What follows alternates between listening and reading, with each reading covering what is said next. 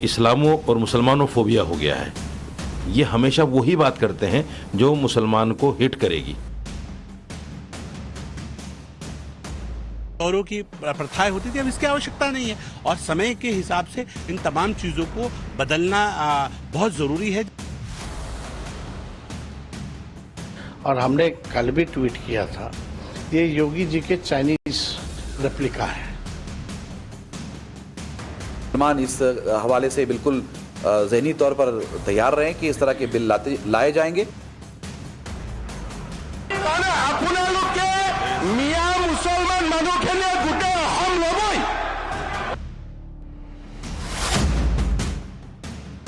जुमे की नमाज के लिए नो ब्रेक और मुस्लिमों की शादी के सरकारी रजिस्ट्रेशन की अनिवार्यता।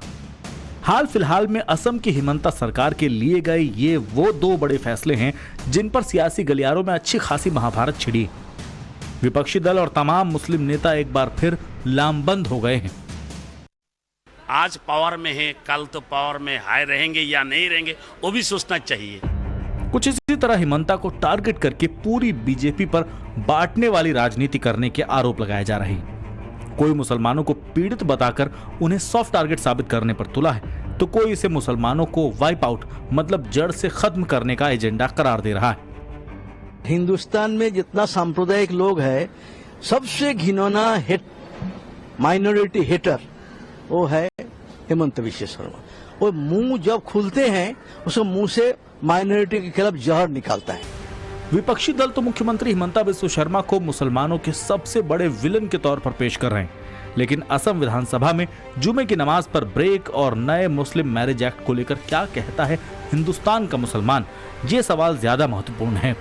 इसीलिए टाइम्स नाउ भारत पर आज हम आपको दिखाएंगे और सुनवाएंगे असम में निकाह रजिस्टर और जुमा ब्रेक पर मुसलमानों के मन की बात। क्या असम में हिमंता सरकार वाकई मुसलमानों को टारगेट कर रही? क्या मुसलमानों को प्रताड़ित करने के मकसद से ये सारे फैसले लिए जा रहे हैं? क्या कहता है हिंदुस्तान का मुसलमान? असम, झारखंड, कर्नाटक, मध्य प्रदेश, उत्तर प्रदेश, दिल्ली और जम्मू कश्मीर से आई ग्राउंड रिपोर्ट्स आपको दिखाएंगे। लेकिन उससे पहले असम की हिमंता सरकार के दो बड़े फैसलों और उन पर हो रही सियासत को समझ लीजिए। मियां बीवी राजी तो सरकार ही बनेगी काजी। असम सरकार ने बाल विवाह रोकने और काजी सिस्टम खत्म करने की दलील देते हुए बीते 29 अगस्त को मुस्लिमों के विवाह और तलाक के अनिवार्य रजिस्ट्रेशन के लिए एक विधेयक पारित किया और इसके बाद असम विधानसभा में हर शुक्रवार को दोपहर 12 से 2 बजे तक नमाज के लिए 2 घंटे अवकाश की प्रथा खत्म की गई। असम सरकार ने विधानसभा में नो जुमा ब्रेक का फैसला क्या लिया? विपक्षी नेताओं और एजेंडाधारी मौलानाओं में रेस छिड़ गई। रेस खुद को मुसलमानों का सबसे बड़ा हितैषी दिखाने की, रेस बीजेपी को मुसलमानों का सबसे बड़ा दुश्मन बताने की। नमाज के लिए, पूजा के लिए, गुरु ग्रंथ साहब को पढ़ने के लिए कोई अधर्मी आदमी ही मना कर सकता है। जो धार्मिक आदमी है वो इबादत के लिए, पूजा के लिए मना नहीं कर सकता। मैं समझता हूं इनका ये काम खालिस और खालिस मुस्लिम दुश्मनी पर मबनी है।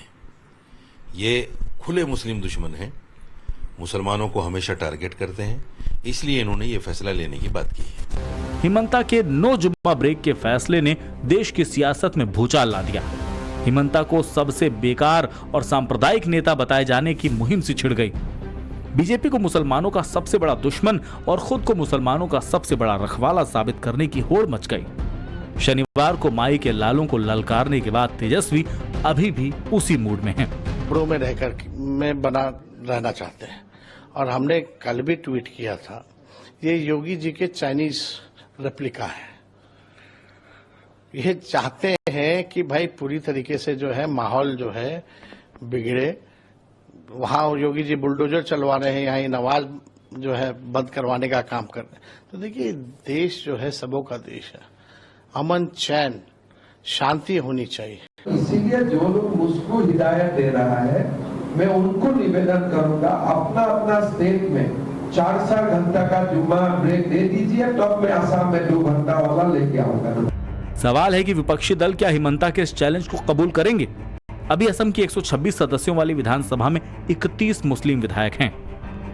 इन्हीं मुस्लिम विधायकों की सहूलियत के लिए जुमे को दोपहर 12 से 2 बजे तक ब्रेक होता था। असम विधानसभा के अध्यक्ष ने सर्वसम्मति से इस ब्रेक को खत्म करने का फैसला किया। इस प्रथा की शुरुआत साल 1937 में हुई थी। मुस्लिम लीग के सैयद मोहम्मद सादुल्ला ने शुरू किया था। असम सरकार का ये दावा है कि अध्ययन में ये बात सामने निकल कर आई है कि लोकसभा से लेकर राज्यसभा तक दूसरे राज्यों की विधानसभा और विधान परिषदों में भी नमाज के लिए छुट्टी देने का कोई प्रावधान नहीं है। इसलिए असम सरकार ने भी इस प्रावधान को, जो ब्रिटिश काल से चला आ रहा था, उसे खत्म करने का फैसला किया है। असम सरकार के इरादों को मुसलमान विरोधी बताने की कोशिश न सिर्फ असम में हो रही है, बल्कि असम के बाहर भी भारी हंगामा है। हालांकि ये सवाल तब भी उठा जब 3 तलाक खत्म हुआ। कहा गया कि यह धर्म पर हमला है। सवाल तब भी उठा जब CAA आया, तब भी इसे धर्म पर हमला बताया गया, जबकि इसका मतलब सिर्फ नागरिकता से था। सवाल आज फिर उठ रहा है कि असम में बीजेपी की सरकार भला ऐसे कैसे कर सकती है। 2 घंटे के नमाज ब्रेक पर क्या बोलता है देश का मुसलमान, अब ये भी सुनिए। ये तो मतलब है कि होना ही था, और इस तरह के बहुत सारे मतलब है कि बिल लाए जाएंगे। माजी में हुआ है, अभी हो रहा है, आने वाले दिनों में भी होगा। मैं तो कहूँगा कि इंडिया के मुसलमान इस हवाले से बिल्कुल ज़हनी तौर पर तैयार रहें कि इस तरह के बिल लाए जाएंगे और हमें इस तरह के बिल्स का मुकाबला करना चाहिए। अभी अगर लगता है कि वो जरूरी था तो क्यों नहीं कंसल्टेशन किया गया all India personal law board से या फिर असम के जमीयत उलमाए हिंद से करना था तो उनसे कंसल्टेशन करते, क्योंकि ये जो है कई सारे मुसलमानों को इफेक्ट करेगा। क्योंकि कई सारे मुसलमानों को पहले ही CAA NRC को लेके डर पैदा हो रहा, डर ऑलरेडी पैदा हो चुका है। गलत है, ये रोक नहीं लगाना चाहिए। आज से नहीं, सदियों से चली आ रही है ये परंपरा। जैसे कैसे आप रोक लगा रहे हो, गलत है। तो गलत है, क्योंकि पहले की जो सरकारें चली हुई आ रही है, जब से ये परंपरा चली हुई आ रही है, और जब से दुनिया है, जब से ये परंपरा चली हुई आ रही है, तो अभी जो सरकार ने जो फैसला करा है ये बिल्कुल गलत है। क्योंकि पहले की सरकारें जो थी उसमें भी पढ़ी जा रही थी नमाज, और अभी की जो सरकार है इसमें भी पढ़ी जा रही है नमाज। बात तो आपने जो पूछा है असम के बारे में, जो जहाँ छुट्टी को रद्द कर दी गई है, तो उससे कोई फ़र्क नहीं पड़ने वाला है। सरकार अपना काम कर रही है, और जो लोग नमाजी हैं, नमाज पढ़ने वाले हैं, इबादत करने वाले हैं, चूँकि इबादत दिखावे की चीज़ तो है नहीं, वो अपनी इबादत को अपने तरीके से पूरा कर लेगा, और नमाज किसी भी मामले का रोड़ा नहीं बन सकता है, छुट्टी मिले ना मिले। तो इसमें जो बाल विवाह जो उन्होंने ख़त्म किया है तो वो तो सही है। बाकी जो और जो चीज़ें, जो जुमे की नमाज की जो छुट्टी है और जो और भी जो चीज़ें हैं, तो वो तो हमारे रिलीजन के खिलाफ है, और ये जिससे जो हमारे कॉन्स्टिट्यूशन में भी जो मेंशन है कि ये हमारे जैसे फ्रीडम ऑफ रिलीजन के भी खिलाफ है। नमाज के लिए बोला है, ये तो गलत है कि तो नमाज तो जुमे की पढ़नी ही पढ़नी है हर हाल में, तो जुमा तो होता ही है। अगर आप इसके लिए रोक रहे हैं तो ये तो बहुत गलत चीज़ है। अगर इसी जगह आपका कुछ होता हिंदुओं का तो फिर आप उस पर नहीं रोकते। सवाल यह है कि जब देश में सेक्युलर संविधान है, फिर जुमे पर नमाज ब्रेक खत्म करने पर घमासान कितना जायज है। सवाल यह भी है, क्या सेक्युलरिज्म के लिए ऐसी रियायतें जरूरी हैं या फिर इन्हें बंद करने का फैसला एकदम दुरुस्त है। क्योंकि यह भी फैक्ट है कि देश में असम के अलावा देश के किसी भी राज्य की विधानसभा में जुमा ब्रेक नहीं होता। यहाँ तक कि देश की संसद में भी जब ये विधान नहीं है तो सवाल उठता है कि अंग्रेजों के समय और मुस्लिम लीग की विरासत से इतना मोह क्यों। सवाल है कि जब देश की दूसरी विधानसभाओं में कभी जुमा ब्रेक नहीं रहा तो असम से इसे हटाए जाने का विरोध क्यों। सीएम है, उन्होंने जो ऑर्डर दिया है उसको कानूनी हिसाब से तो मानना पड़ता है, और फिर हमारे इस्लाम में भी आया, हम जहाँ रहते हैं हमें कानून का पालन करना पड़ेगा। फैसला क्या, जो हिंदुस्तान का फैसला होगा वो मानना पड़ेगा हमें। हम तो जिस मुल्क में रहते हैं उसका कानून फॉलो करना पड़ेगा, हम फॉलो करेंगे। जो भी जुमे की नमाज को 2 घंटे जो मिलते तो उसमें समय कम कर दिया जाए, लेकिन इसको ख़त्म न किया जाए। ये तो बहुत ही गलत निर्णय है, क्योंकि जुमा मुसलमानों के लिए एक ईद के बराबर होता है और सदियों से चला आ रहा। जब से देश आज़ाद हुआ इस पे छुट्टी मिलती रही, मुस्लिम समाज को नमाज पढ़ने की पूरी इजाज़त दी जाती थी। आज भी हम कोर्ट में कह के जाते हैं कि नमाज पढ़ने जाना, क्या चले जाए 1 घंटे के लिए, तो वो भी छूट देती। तो हर इंसान हर जगह छूट मिली, वहाँ भी क्यों छूट खत्म होनी चाहिए। परंपराएं चली आ रही है देश में, इन परंपराओं को छिन्न भिन्न करने का पूरा प्रयास है और ये अति है। अब हर छोटे छोटे इशू को आप पार्लियामेंट से उनकी समस्याओं को, जो 100 साल से एक परंपरा चली आ रही थी, उसको एक बिना सुनवाई के, बिना अवसर के समाप्त कर दिया गया। असम की हिमंता सरकार असेंबली में जुमे के नमाज की छुट्टी रद्द करने के अलावा हाल ही में मुस्लिमों के निकाह का सरकारी रजिस्ट्रेशन करने वाला बिल भी पारित कर चुकी है। आगे वो पॉलीगेमी यानी बहुविवाह रोकने और हिमंता के शब्दों में असम को मियां भूमि बनाने से रोकने का इरादा भी रखती है। यही कारण है कि उन्हें सबसे बड़ा मुस्लिम विरोधी बताया जा रहा है। लेकिन इन तमाम मुद्दों पर क्या कहता है असम, ये भी सुनिए। काजी नहीं होने से मेरा चलेगा, कोई दिक्कत नहीं है इधर, किंतु अच्छा होगा, काजी रहने से अच्छा होगा। लेकिन हमारा तो काजी नहीं रहने से भी चलेगा, काजी का बिजनेस है ये हम लोग। काजी नहीं है तो शादी नहीं होगा, इसमें कोई दिक्कत नहीं है। ये सरकार खाली झमेला में है, ये सरकार खाली झमेला में, अच्छा काम करने में कोई नहीं है। ऐसा काम कौन करता है देखते हैं तो, खाली झमेला में है सरकार। देखिए झुमला में रहता है एनी टाइम, किसको मारो, किसको खाओ, किसको मारो, ये सब रहते हैं। अच्छा काम सबको भला कौन सा होता है वही करना चाहिए। सरकार कौन किसके लिए बनाया है? सब आदमी जो अच्छा काम होता है सबके लिए, हिंदू मुसलमान सबके लिए अच्छा होता है, वही करना चाहिए जो जाति हो। लेकिन ये सब खाली मुसलमान बंगाली मियाँ ये सब करता है। असम में मुस्लिम विवाह पर जो नया मुस्लिम marriage and divorce registration bill 2024 आया है, उसमें निकाह का रजिस्ट्रेशन अब काजी नहीं करेगा, काजी के बदले सरकार करेगी। असम में बाल विवाह 100% अवैध होगा, नाबालिगों की शादी अब रजिस्टर ही नहीं होगी। गौर करने वाली बात यह है कि नया बिल इस्लामिक निकाह सिस्टम में बदलाव नहीं करता, सिर्फ रजिस्ट्रेशन पार्ट में ही बदलाव है। शादी और तलाक रजिस्ट्रार ऑफिस में रजिस्टर्ड होंगे। यही कारण है कि भले ही मुस्लिम धर्मगुरु और विपक्ष इसका विरोध कर रहा हो, लेकिन मुसलमानों का ही एक बड़ा तबका इसे सपोर्ट भी करता है।